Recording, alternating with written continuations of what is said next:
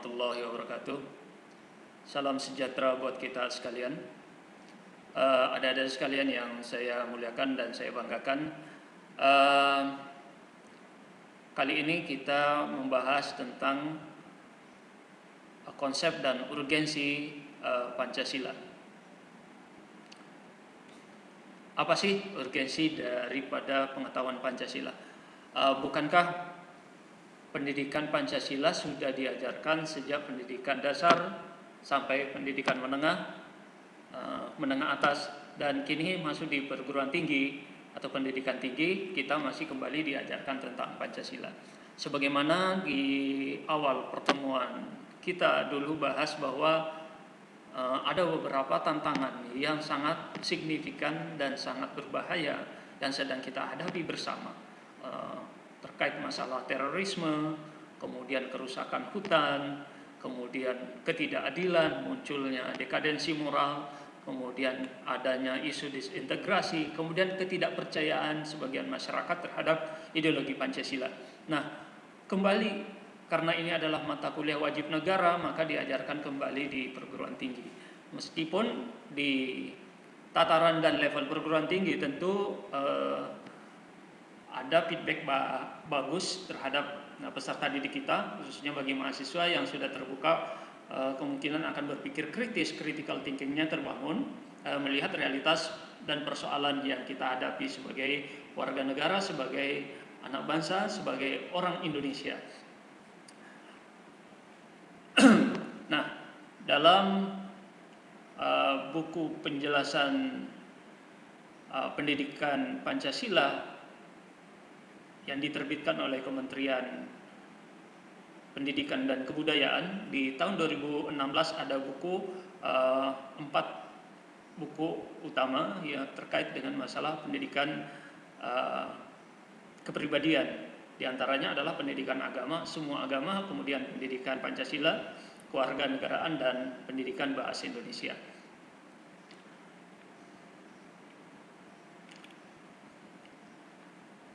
Ini alasannya kenapa kemudian perlu pendidikan Pancasila diajarkan ke tingkat perguruan tinggi. Yang pertama, bagaimana Pancasila mengantarkan mahasiswa itu bertujuan supaya mahasiswa memiliki rasa tanggung jawab sesuai dengan hati nurani, ya. Bukan menciptakan mahasiswa yang acuh tak acuh terhadap bangsa, tidak punya perhatian terhadap negara. Maka dibutuhkan adalah critical thinking. Kemudian selanjutnya adalah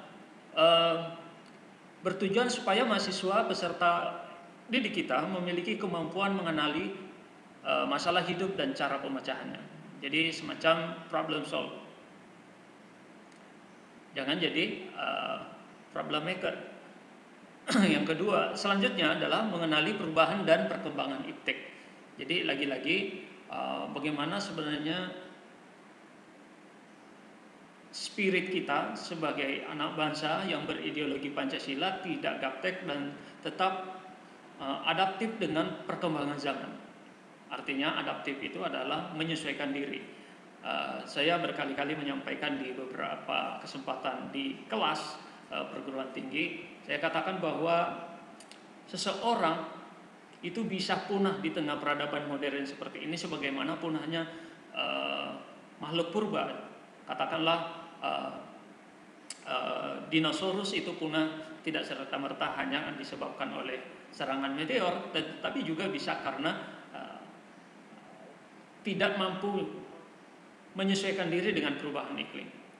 Nah, kalau kita sebagai anak generasi bangsa, anak milenial, kemudian tidak adaptif dan tidak menyesuaikan perkembangan zaman yang saat ini sangat berbasis digital, maka kita pun akan bisa saja punah dalam pengertian kita tidak terpakai dalam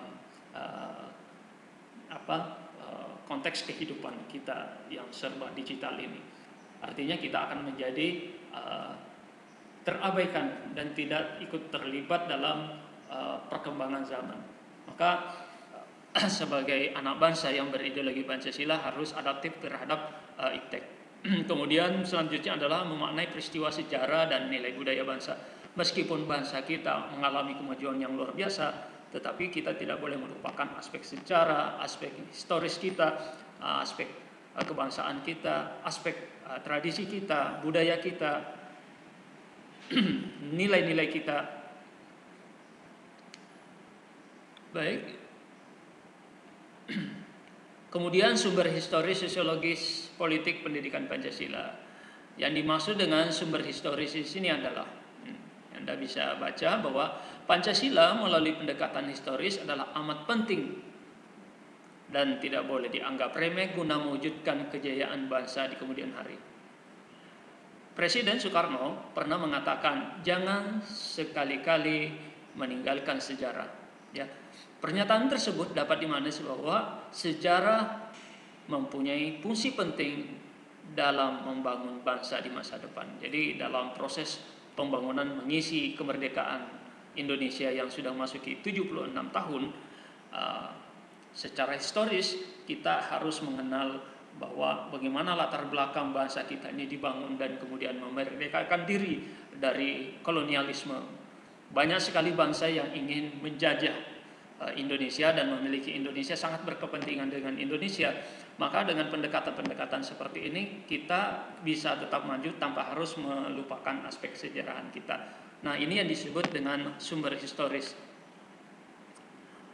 Kemudian sumber sosiologis, ini berkaitan langsung dengan kehidupan kita sebagai masyarakat sosial. Di tengah masyarakat bagaimana sebenarnya kehidupan kita yang sesungguhnya. Kaitannya dalam pembahasan kita di buku ini itu menyentuh pada aspek kontribusi kita, misalnya bagaimana ketaatan masyarakat warga negara terhadap pajak, ketaatan terhadap mematuhi pajak, mematuhi peraturan-peraturan yang berlaku dan perundang-undangan yang berlaku di Indonesia. Itu contohnya. Kemudian sumber yuridis kita nanti singgung di di pertemuan berikutnya yang secara spesifik membahas tentang yuridis. Kemudian sumber politik ini kita kutip ya, misalnya Budiarjo di dalam satu capture ungkapan beliau bahwa ideologi politik adalah himpunan nilai-nilai, ide, norma-norma, kepercayaan, keyakinan suatu wurzelsaam. Wurzelsaam ini yang dimiliki seseorang ataupun sekelompok orang atas dasar mana dia menentukan sikapnya terhadap kejadian dan problem politik yang dihadapinya dan yang menentukan tingkat politiknya. Jadi kita melihat bangsa ini sebagai state, sebagai bukan sebagai power ya. Kemudian kita peka terhadap kebijakan pemerintah, misalnya begitu ya, apa yang dilakukan oleh pemerintah terhadap masyarakat. Kemudian tantangan ini tidak jauh beda dengan apa yang kita ungkapkan di pertemuan terdahulu. Tantangan itu bersifat internal maupun eksternal ya. Yang internal seperti apa, kemudian eksternal seperti apa. Kemudian rujukan kita ini di pasal 35 Undang-Undang Republik Indonesia nomor 12 tahun 2012 tentang perguruan tinggi ya. Di sana diatur kemudian kenapa mata kuliah ini kembali diajarkan di perguruan tinggi, termasuk Undang-Undang Republik Indonesia nomor 20 tahun 2003. Baik, mungkin itu adik-adik sekalian, kita nanti bisa diskusikan dalam kelas online di Zoom ya. Terima kasih atas segala perhatiannya. Assalamualaikum warahmatullahi wabarakatuh.